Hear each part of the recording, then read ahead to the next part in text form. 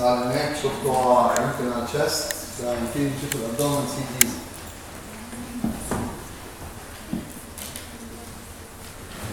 يلا تعالى كده لنا ايه الباين ده. الاول هنريفيو بيت اوف اناتومي، بعد كده نبقى نشوف بقى نركز على اول الاورجن. في هاند اوت تختص بالسي تي ان جنرال نوزعها، في اتوزعت بارتلي لسه اتوزع لقيتها وهنكمل. يلا قول لنا بقى what is it that you can see.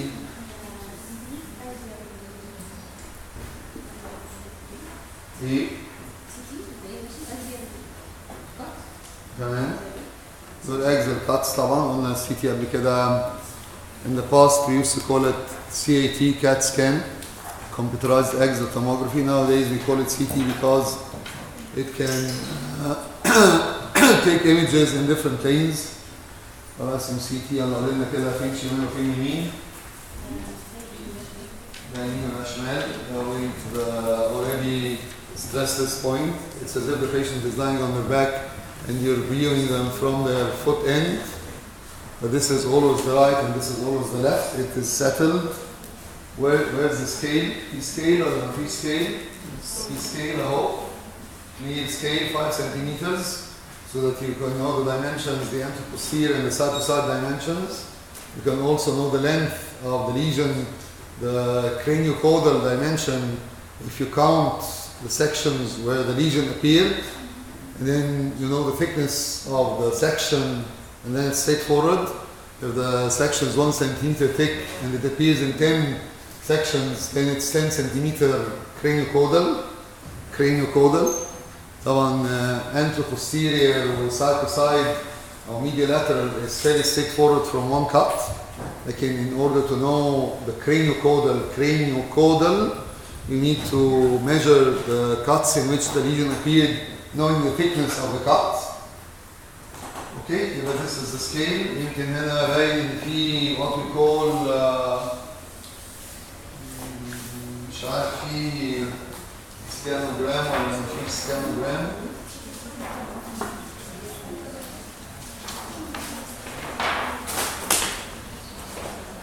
There, this is what we call a scanogram.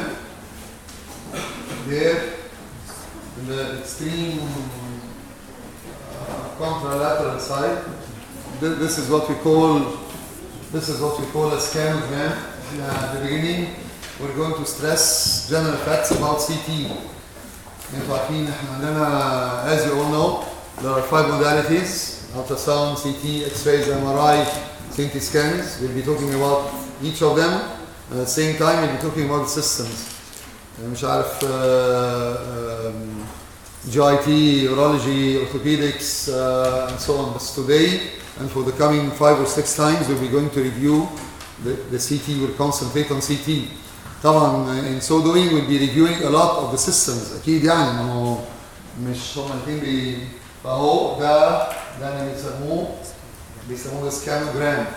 سكاوت فيلم زي الكشافه ولا الجواله بتوعنا دول عاملين سكاوت يعني كشاف. ف it's a plain film where you can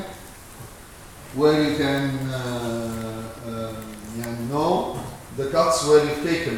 شايفين انتوا في horizontal lines across the image, and these are the levels where the cuts have been taken.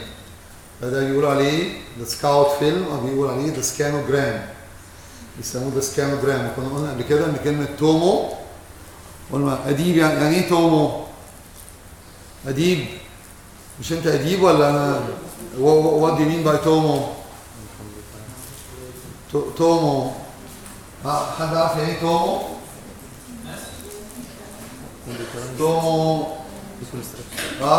تومو ايه؟ computerized reconstruction. تومو مين عارف تومو؟ انت عارفه تومو؟ what do you mean by تومو؟ بالظبط image focus on a plane. For a known reason no one consolidates this piece of information. The tomography is an image focused on a plane. An image focused on a plane. Because if you take an image, the body is three-dimensional, while the images that you take are at best two-dimensional. Again, something very small can be lost amidst the image. So that is why if you concentrate the image on a plane, it becomes obviously more accurate. It's a thin plane, you won't miss anything. ويقول عليها tomography. يسموها tomography. Tomography is an image focused on a plane, on one plane. And on, alhamdulillah, the abdomen and the chest and every part in the body is not two planes, it's three planes. It's thick. كان في زمان conventional tomography. In the past, before CT, there was conventional tomography. You could take an X-ray and focus it on a plane. Because the quality used to be very bad. So nowadays, thanks to Hounsfield, as you all know, Wali's reminded us, and computers and so on, we're able to take very accurate. The resolution of CT is unparalleled. No images are as good as CT. أكيد يعني كلكم شايفين, even without knowing anything about CT, you can interpret the images and so on. ultrasound, انتوا عارفين السيتي scans عاملين ازاي. These are the best images ever we attain. اوكي؟ فبيقولوا tomography. يعني ايه tomography؟ بالظبط an image focused on a plane. سهل قوي, مش عارف ليه. انتوا عارفين في معلومات بطبيعتها بتconsolidate, في معلومات بطبيعتها do not consolidate. So the trick is to exert more effort on the knowledge that you know will not consolidate and leave those that will consolidate on their own عشان economize and optimize. فبيقولوا a tomogram is an image focused on a plane. واتكلمنا على ان computerized tomography has got a very good feature انها it is very sensitive. The detectors of the X-rays are super sensitive. They are very sensitive. And that is why the images are that clear. And they are very sensitive to anything that is radio opaque. The things that may not appear on the X-rays may appear on the CT. وده قلنا السكانوجرام, وقلنا ده الرايت, وقلنا ده الليفت, وقلنا ده السكيل اللي الواحد بيحسب بيه. If you become a radiologist, you'll have your, طبعا radiologist دي اسم مش صح دلوقتي, because radiologists in fact perform CT, MRI, CT scans, so many other things. Or they perform even interventions. And radiologists are no more diagnosticians, as I'm sure you know. They perform interventions and they're very good at these things. They put stents, they drain things, مش عارف بيحطوا ايه, بيعملوا حاجات كتيرة قوي. If you become a radiologist, you'll have your book where it mentions the dimensions of different organs. But the liver is how many centimeters long and مش عارف and so on, so that you can say whether this organ is enlarged or not. نرجع بقى, معلش انا متأسف قوي والله كده. ايه دي صورة غريبة كده, ليه عارفة شفناها اصلا. يلا ورينا كده الميد ايمجز دول, ورينا الاناتومي فيهم. الهاند اوت هتيجي دلوقتي. ما الهاند اوت ما احنا كان لنا a few copies, only a few, no more than 10 or 15, بس we're photocopying it for the handout will be available in a minute. ده لو ورينا بقى الاورجنز كده, ولنا ده مين اللي على يلا زي ما انت عاوزه. تو ايه؟ انت قلتي ايه اسمه ايه؟ لا مش مشكله. بس انا سمعت بتقولي 2 كورز. ايوه انا خدت بالي. طيب ده كورة. The two crura, bravo عليك. طبعا the singular is grass and the plural is the crura of the diaphragm. These are the origins of the diaphragm from the vertebrae. A right crust that is longer, a left crust that is shorter, and then they join in front of the aorta, forming the median arcuate ligament, and then the celiac artery arises from the front of the aorta, just below the median arcuate ligament. وزي ما كنا نقول, the aorta in fact passes behind the diaphragm and not through the diaphragm. In contrast to the esophagus and the IVC, this is the aorta. Show me the aorta once more. Do you think this person or this individual has been given contrast? انت قصتك ايه؟ ايه رأيك؟ بيقول no contrast. شايف ان في contrast? Do you think there is contrast or no contrast? ايه؟ ايه؟ contrast؟ ايه evidence ان في contrast? The aorta is a bit radio dense. In fact, yet there is contrast. It may not be so clear because it depends upon the timing. You give the contrast and then it depends upon when you take your images. You can see the contrast in the aorta, in the vein, in the kidneys, in the liver. It depends upon the timing. ولو انتوا كملتوا تحت فهمت؟ فين الكونتراست ده؟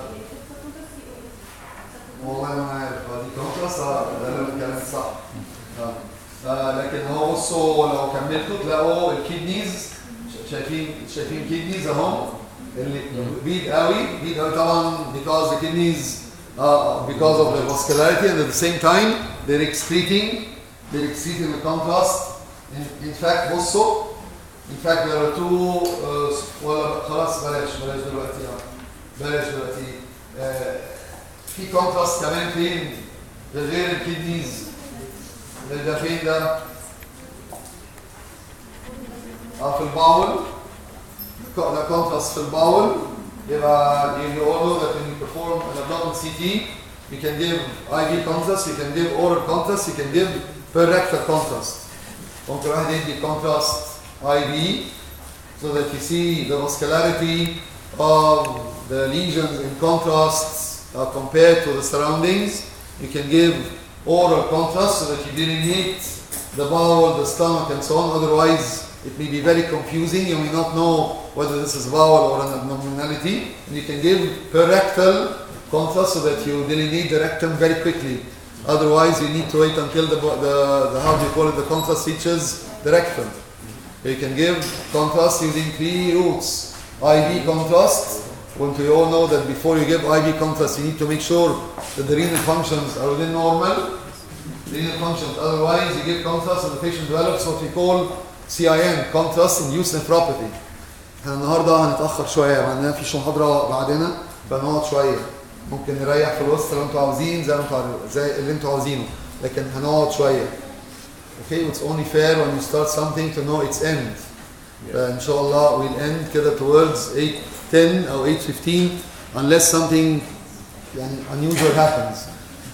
فكنا نقول ممكن ندي per rectal contrast. If you want to get a pelvic CT, you're looking for something in the pelvis, you need to delineate the rectum. You can give per rectal contrast, you can give oral contrast. The contrast that you give orally or per rectally, what is the contrast that you give? The contrast اسمه ايه؟ barium. barium. موافقين؟ مين اللي مش موافق؟ لما سمعت حد يقول لا ما أنا الحمد لله بسمع الحمد لله مين اللي قال لا؟ Do you give barium ولا do you give something else؟